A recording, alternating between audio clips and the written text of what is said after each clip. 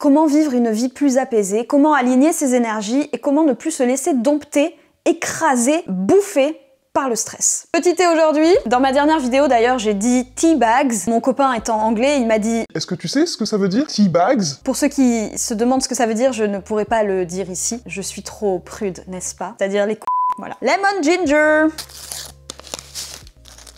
Et la tasse Bichette. Si tu me suis depuis un moment, enfin en tout cas depuis septembre que j'ai repris les vidéos, tu as dû voir passer mes vidéos et mes podcasts sur le stress et la dopamine. Je vais ici refaire un petit point parce que je trouve que ces vidéos là depuis janvier, elles sont à la fois divertissantes je crois, et à la fois un petit peu culturatives. Le but, c'est donc de parler, mais également de vous apprendre des choses. Donc je ne vais pas faire que vous renvoyer vers des choses que j'ai déjà faites, je vais ici vous faire un premier point sur le stress. Mettez vos écoutilles bien ouvertes, et moi je mets ma blouse de professeur pour vous informer que le stress est neutre. Voilà. Merci, au revoir. Comme l'a dit Hans Selye, qui est le père de la notion du stress, il a fait des milliers d'écrits sur le stress. Je vais répéter beaucoup ce mot ici, vous pouvez compter. On va mettre un compteur de stress. Hans Selye nous donne une définition du stress. Je cite, 2 points. Réponse non spécifique de l'organisme à toute demande qui lui est faite. Je vais traduire pour les moldus comme vous et moi. Tout notre système intérieur, tout notre corps n'est fait que de réactions chimiques entre les cellules, entre les hormones, mais ces réactions chimiques sont données par ce que l'on ressent, donc par nos 5 sens. Le toucher, l'ouïe, le goût, l'odorat et la vue. Dès que vous allez vivre quelque chose, vous allez forcément activer un de ces 5 sens, si ce n'est plusieurs, et c'est là que votre organisme va devoir apporter une réponse. S'il n'y avait pas de stress, il n'y aurait pas de réponse, donc on serait amorphe, d'accord? Par exemple, je prends mon thé, je le touche, ça me brûle.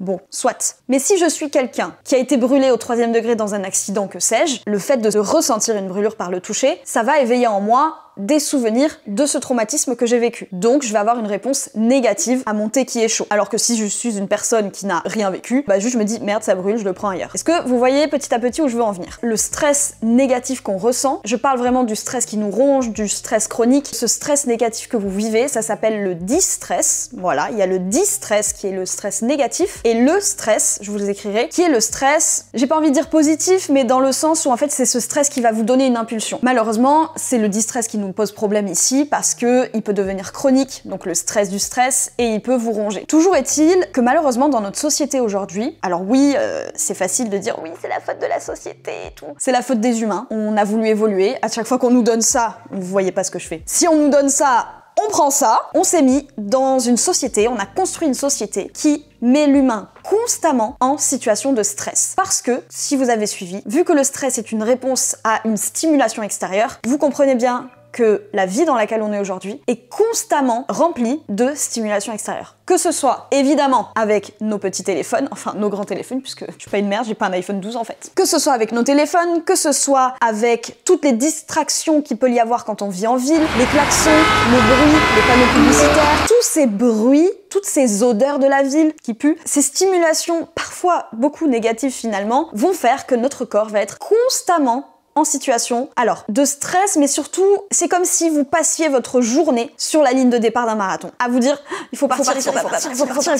C'est votre corps qui est constamment dans cette situation-là. Évidemment, dans le pire des cas. Hein, on s'entend, il y a des gens qui vivent en campagne qui sont beaucoup moins stressés que ceux qui vivent en ville. Hein. La ville, ça va vite, ça fait du bruit. On n'a pas le temps de vivre, on n'a pas le temps de s'arrêter, on n'a pas le temps de penser. Tout ça, ça met votre corps et votre cerveau, vos émotions, votre cœur dans une situation d'hyperstimulation. Il y a quelque chose en quoi je crois profondément. Là, pour le coup, je mets des pincettes, j'en mets pas souvent, mais là j'en mets parce que chacun ses croyances et chacun ses ressentis. Je crois profondément aux énergies. Je crois sincèrement qu'on est parcouru d'énergie et qu'il y a des énergies dans l'air selon les endroits, selon les personnes, selon les vécus, la vie qu'il y a eu avant, dans les murs dans lesquels on vit. J'ai d'ailleurs fait un TPE au lycée. Alors je sais pas si ça existe encore parce que je crois que je commence à devenir vieille sur le lycée. Ça y est, je fais partie de la génération qui a eu le bac différent des générations de maintenant. On a fait un TPE sur le paranormal et le surnaturel. Peut-être que je pourrais vous mettre... Oh, ce serait trop drôle que je le rende accessible, ce TPE. Si jamais ça vous intéresse, je vous mettrai le TPE accessible, je sais pas sous quelle forme, dans la barre d'infos parce que c'était vraiment quelque chose qu'on avait travaillé de fond en comble et ça avait été passionnant. On avait fait un chapitre entier sur les énergies. On évoquait le fait qu'on était à l'intérieur de nous construit de plein d'énergie et qu'en fait, si on tombait malade, si on avait des maladies, on évoquait le fait que c'était un déséquilibre des énergies intérieures, et c'est pourquoi existent les énergéticiens. Et d'ailleurs, j'en ai rencontré une il y a pas longtemps. C'est rigolo. Les énergéticiens sont le lien entre les énergies extérieures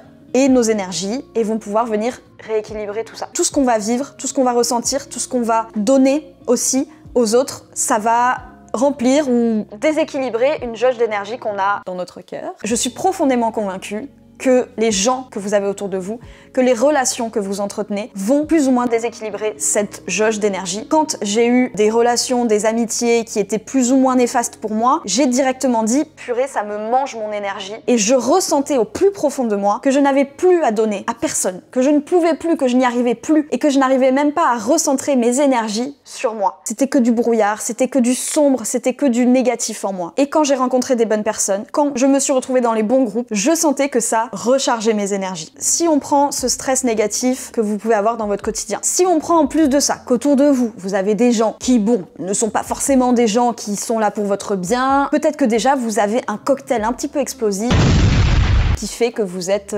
potentiellement pas dans les meilleures dispositions pour être heureux. Évidemment, le troisième point, c'est l'enfance. Ça, je ne pourrais que le répéter et je vais pas m'attarder trop là-dessus parce que je pense qu'après celle-ci, je filmerai une vidéo sur l'importance de se connaître et de replonger dans son enfance pour se comprendre. Mais évidemment, tout à l'heure, je parlais du stress et des traumatismes que vous avez potentiellement vécu qui influent aujourd'hui vos réactions à vos sensations et à vos cinq sens. Tout ça vient de l'enfance. Donc, je vous renvoie à ma vidéo que je vais filmer après qui sortira demain ou en tout cas dans les prochains jours. Vous allez trouver beaucoup de réponses, peut-être encore plus de questions, mais je suis persuadée qu'il y a beaucoup de réponses. J'ai presque envie de dire toutes dans votre enfance. Comment aujourd'hui j'ai compris et j'arrive à être alignée avec mes énergies. Encore une fois, c'est beaucoup de choses que j'ai ressenties à l'intérieur de moi. Je pense qu'avoir vécu des relations, que ce soit amoureuses ou amicales, qui m'ont vraiment, j'ai pas envie de dire détruite parce que j'ai jamais cessé de croire, j'ai jamais cessé d'avoir foi en l'amour, en l'amitié, en l'humain, mais qui m'ont vraiment fait du mal, on va dire, on va rester dans ces termes-là, qui m'ont vraiment fait du mal et qui m'ont marqué à l'instant T et sur les années d'après. Ces relations-là m'ont vraiment fait comprendre à quel point l'humain pouvait être mauvais et surtout à quel point c'était important de savoir déceler chez les gens la mauvaiseté qu'ils peuvent avoir en eux. Peut-être que je pourrais vous faire une vidéo sur les différentes relations que j'ai eues qui ont été toxiques. Dites-moi si ça vous intéresse parce que c'est vrai que j'ai vécu des relations étonnamment qui m'ont pas fait perdre foi en l'humanité. C'est que en connaissant les extrêmes d'un côté ou de l'autre, qu'on peut se dire ce qu'on veut, ce qu'on ne veut plus et où est-ce qu'on souhaite se trouver. C'est grâce malheureusement à ce que j'ai vécu de mal, mais aussi à ce que j'ai vécu de très très bon, de très très fort, de très très joyeux, que je peux me dire ok, mon juste équilibre il est là. Et je vais me citer moi-même parce qu'il y a une phrase que je dis que je trouve assez intéressante, voilà, pour me jeter des fleurs.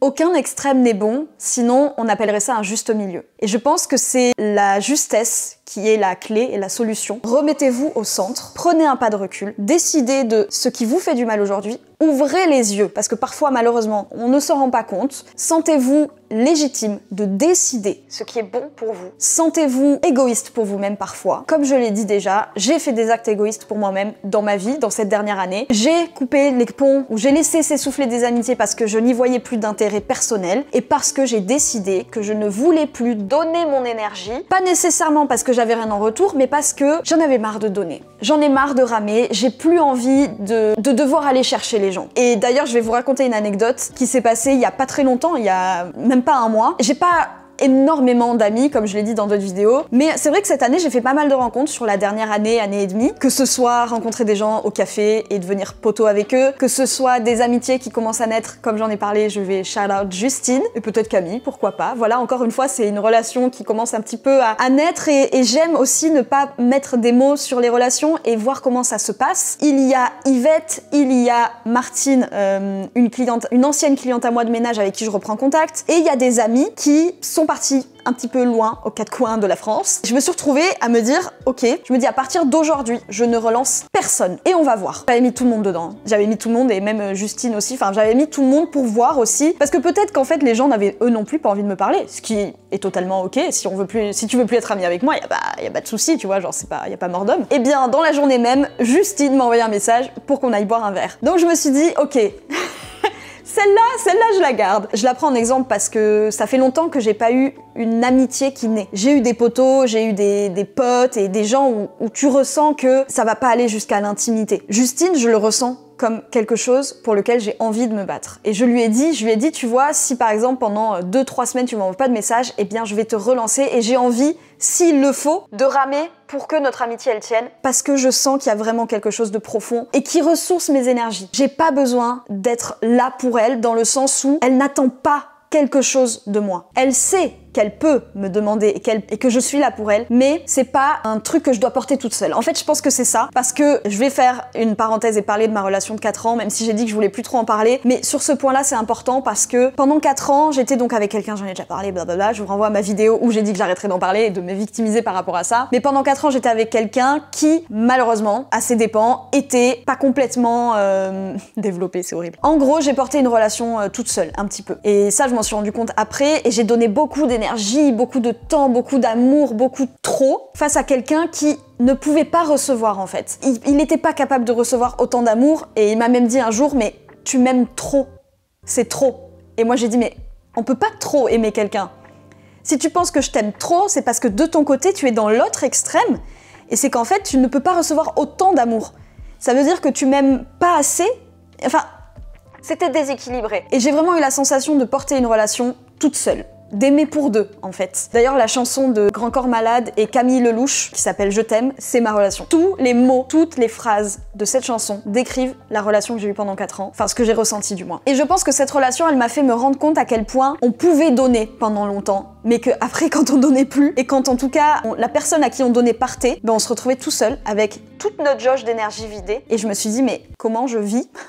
Ce qui fait qu'aujourd'hui, je n'ai plus envie de porter des relations toute seule et j'ai plus envie d'aller vers les gens qui, eux, ne viennent pas vers moi. Je sais pas si c'est une façon égoïste de voir les choses, mais je sais juste que j'ai besoin de me mettre au centre de ma vie. J'aime ça, ça me fait plaisir. En fait, c'était pas vraiment sujet sur le stress cette vidéo, je suis un petit peu partie comme d'habitude dans tous les sens, mais l'essence justement de cette vidéo, c'est encore une fois de vous dire, faites attention à vous, mettez-vous au centre de votre propre vie, avec les points dont on a parlé. Si vous sentez que vous êtes dans un environnement trop stressé, diminuez vos notifications, diminuez vos sources de stress. Vous n'allez pas déménager à la campagne si vous habitez en centre-ville, c'est pas la question, mais marchez moins vite. N'essayez pas d'aller toujours plus vite, d'arriver toujours plus vite à un point. Prenez votre temps, acceptez la lenteur de la vie. Le temps, ce n'est qu'une sensation. Vous faites ce que vous voulez de votre temps. Vous l'utilisez et vous le donnez comme vous voulez. Ça sert à rien de courir après le temps. Ça sert à rien de courir après la vie si, quand vous vous allongez dans votre lit ou quand vous serez dans votre cercueil, vous n'avez rien vu passer. Vous avez donné votre énergie, vous avez perdu votre énergie et vous n'avez pas vécu pleinement. Vous n'avez pas ressenti les choses, ressenti les gens. Mettez-vous au centre de votre vie, dégagez les personnes méchantes, nocives, qui vous prennent votre énergie et dont vous n'avez rien à gagner et juste